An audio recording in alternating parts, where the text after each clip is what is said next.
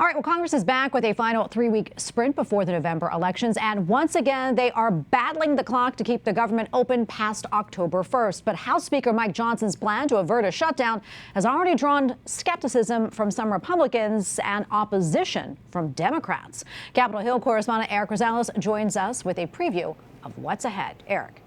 Well, good evening, Tracy. Yes, Speaker Johnson's plan basically involves two parts. First, it'll keep the government funded until next March, but it would also wants the bill that would require citizenship in order to be able to register to vote in all federal elections. It's known as the SAVE Act. Senate Republicans think passing it, along with the Speaker, says part of any funding bill is a no-brainer, and it needs to pass. When you take the polls, you look at a poll on this, about 87% of American citizens believe you ought to be able to require proof of citizenship. You should have to before you register to vote. So it's unconscionable to me that anybody in this building would vote against that or suggest that it's politics. And some people are going to say there is no issue whatsoever. We don't need it. Well, if there isn't an issue, pass it. If it's not a problem anywhere in the nation, it won't inconvenience anybody. But House Speaker Mike Johnson is already facing pushback over the plan. At least 2 GOP lawmakers have come out against it.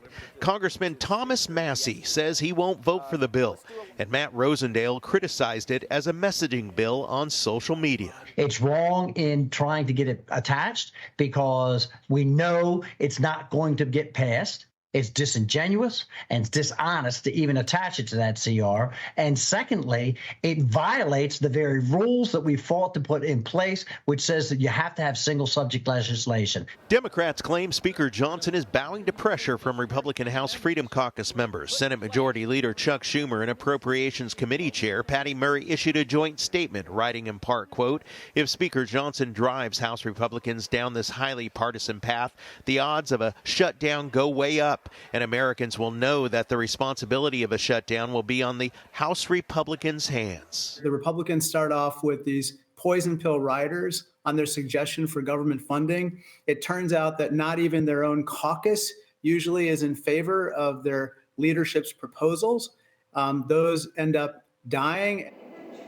It is important to note that House Republican leadership is planning a Wednesday floor vote on a continuing resolution, but there's still a lot of uncertainty that that's going to happen or if it will pass. Democrats say that the plan is dead on arrival as soon as it hits the Senate, and President Biden has said that he plans to veto the measure if it gets to his desk. Tracy? Well, Erik, I want to switch to another subject. Now, I understand there are several reports out regarding the deadly and chaotic U.S. withdrawal from Afghanistan. What more can you tell us about that? Yeah, the GOP report comes years after its investigation by Republicans on the House Foreign Affairs Committee. They were looking into the botched withdrawal of Afghanistan. They accused President Biden and his administration of demanding a U.S. exit from Afghanistan no matter the cost. It claims that the administration prioritized optics over personal safety. You may recall during that withdrawal from Afghanistan, 13 U.S. service members were killed and left thousands of Afghans who had worked with the United States. Many of them were later murdered. Now, meanwhile, Democrats released a report of their own accusing the GOP chairman of pursuing a predetermined partisan narrative in the investigation. White House National Security spokesman John Kirby calls the report a false narrative and claims the Biden administration did prepare for withdrawal. Planning that started in the spring of 2021 and included all the requisite agencies. In fact, the Department of Defense pre-positioned military units in the region so that once a decision had been reached to evacuate, they would be poised to respond in a timely fashion.